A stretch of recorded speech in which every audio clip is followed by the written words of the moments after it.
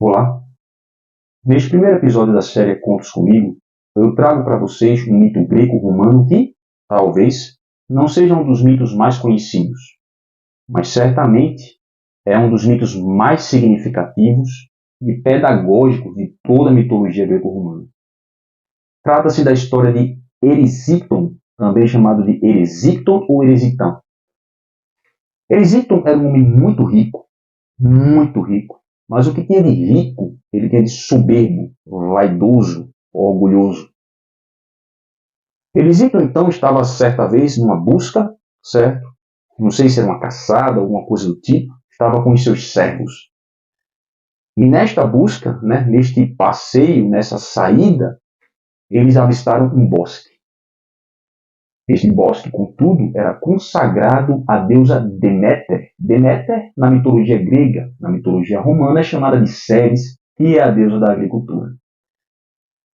Avistando esse bosque, no meio deste bosque, destacando-se neste bosque, eles viram então um grande carvalho, que sobrepunha toda a vegetação. Eles viram então que não temia os deuses, sabia que aquele bosque era consagrado a Deméter, foi tomado do desejo de possuir aquele carvalho, de possuir a madeira daquela árvore. Porém, os seus servos estavam verdadeiramente retraídos, não queriam, não ousavam tocar na vegetação, nas plantas daquele bosque, porque sabiam que era um bosque sagrado.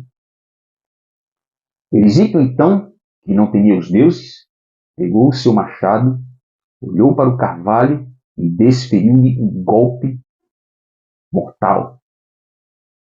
O carvalho, então, começou a verter sangue. Um dos servos de Erisícton tentou pará-lo, chegou a segurar a sua mão para que ele não continuasse com aquele sacrilégio. Erisícton, então, virou-se para ele e disse: recebe tu a tua paga pela tua piedade. E isto começou a desferir vários golpes contra o seu próprio servo, terminando por decepar-lhe a cabeça. Então, uma voz falou. Todos foram tomados de assombro, e a voz vinha daquela árvore que foi ferida. E a voz disse o seguinte: eu sou a ninfa que habito nesta árvore, e profetizo que você receberá a paga por isso que você está fazendo. Aquela voz ali seria suficiente para fazer qualquer um refletir, mas Erisícton tinha um coração duro, soberbo, vaidoso. E ao ouvir aquela voz, ao invés de cair em si, de refletir o que estava fazendo, simplesmente desferiu novos golpes sobre o carvalho. As ninfas que habitavam naquele bosque, que dançavam ao redor do carvalho, que deixavam guirlandas em oferenda, ficaram verdadeiramente horrorizadas com aquele acontecimento.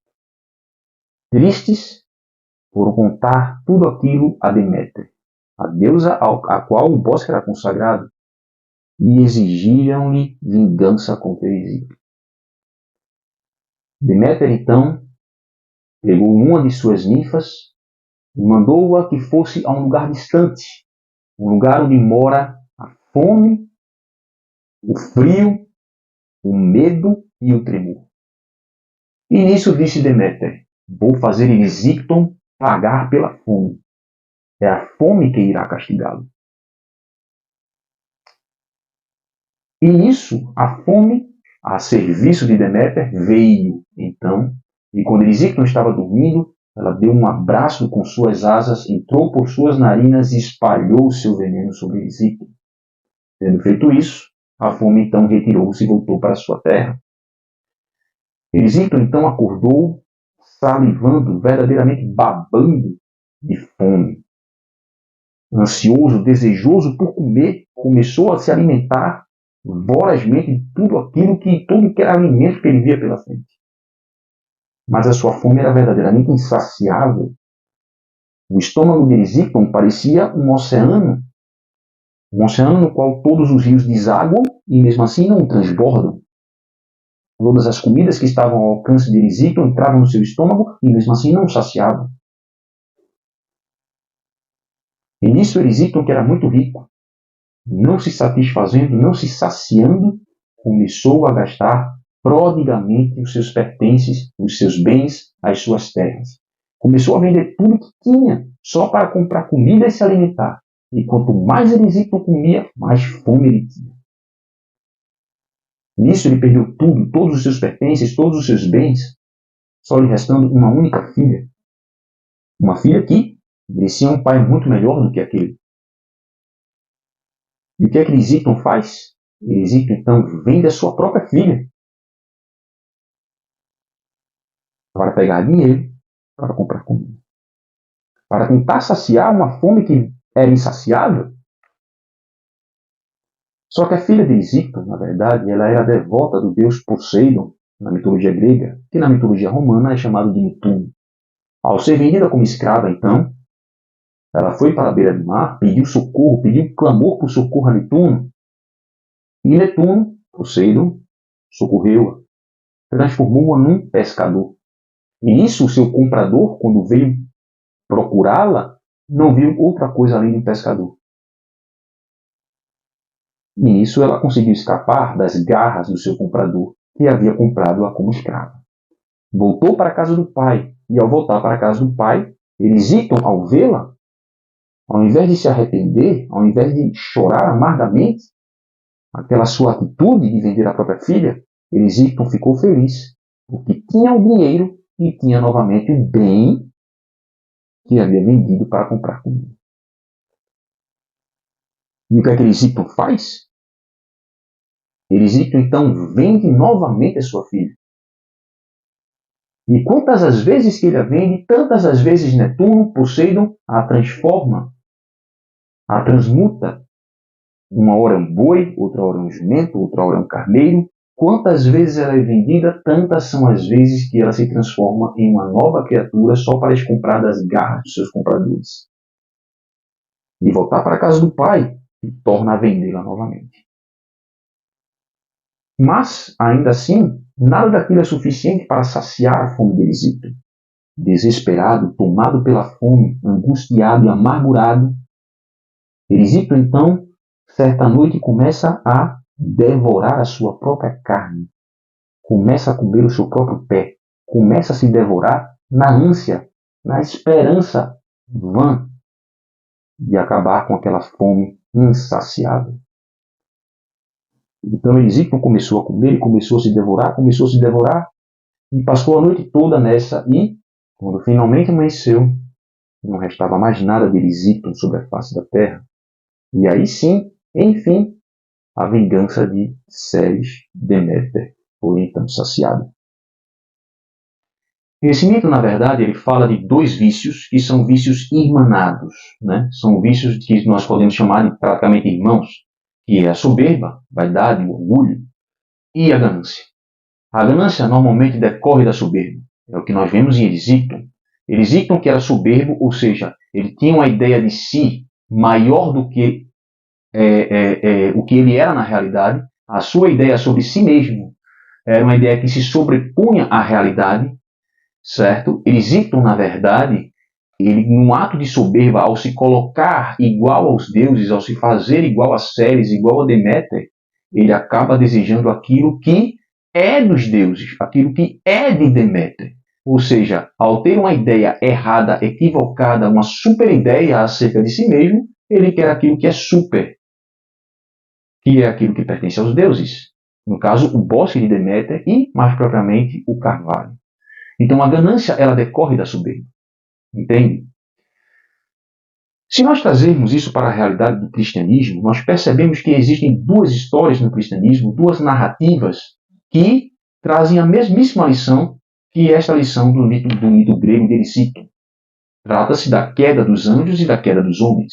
O que nós temos na queda dos anjos? Na queda dos anjos nós temos Lúcifer, Satanás, que, juntamente com os outros anjos, a saber dos planos de Deus para a salvação da humanidade, ou seja, Deus lhes comunicou que criaria os seres humanos, que esses seres iriam se rebelar contra ele, e que, para salvar os homens, ele mesmo, o próprio Deus, viria se fazer homem.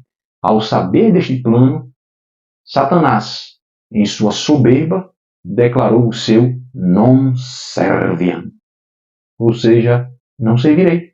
Disse que não serviria a Cristo, ao Deus feito homem, ao Deus que viria se encarnar e se fazer homem para salvar os homens. Por quê? Porque ele, sendo um anjo de luz, não iria se rebaixar para servir a um homem, mesmo que esse homem fosse Deus. Então percebam como é a soberba de se fazer igual ou até maior do que Deus, que acaba dando lugar à ganância, porque ao non serviam segue-se subsequentemente a fala conhecida de Satanás naquele dia da rebelião. Subirei ao mais alto dos céus, habitarei acima de todas as estrelas. Ou seja, Lúcifer não para no não servirei. Ao não servirei, subsequentemente vem o subirei ao mais alto dos céus, habitarei acima de todas as estrelas. Ele passa a querer aquilo que não lhe pertence, aquilo que pertence a Deus, que é o lugar do próprio Deus.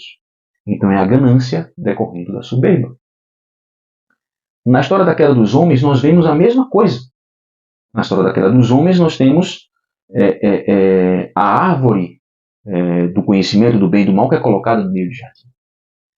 A serpente, quando vê Eva, logo passa a tentá-la. Não podeis comer das árvores?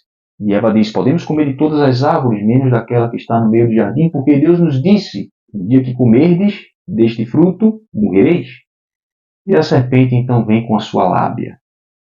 Não, Deus sabe que não morrereis. Na verdade, se comerdes deste fruto, vós sereis como deuses, conhecedores do bem e do mal. E, vendo que o fruto era muito apetitoso, Eva então comeu e deu para o seu marido também comer. Então perceba que a soberba de querer ser como Deus, de querer ser conhecedor do bem e do mal, leva Eva a cobiçar aquilo que não lhe pertence, que é a árvore, o fruto da árvore de conhecimento do bem e do mal. Veja, de todos os frutos que estavam disponíveis, ela quis justamente aquele que não lhe competia. Por quê? Porque ela se deixou tomar pela soberba. Reparem que, no cristianismo, Satanás quis tomar o lugar de Deus. Os homens quiseram também se fazer deuses. Mas Deus, justamente Ele que é o Todo-Poderoso, Ele que não é soberbo, muito pelo contrário, a imagem que Ele tem dele corresponde à realidade, porque Ele verdadeiramente é grandioso. Deus quis fazer homem.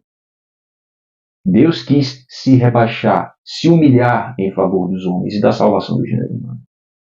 É o Deus que vem dos céus lavar os pés dos homens na quinta-feira santa e ao lavar os pés dizer, compreendeis o que acabo de fazer? Vós me chamais de mestre e senhor, e de fato eu sou. Se eu, senhor e mestre, vos lavei os pés, lavai vós também os pés uns dos outros. Deixemos a soberba de lado, deixemos a vaidade de lado, deixemos o orgulho de lado.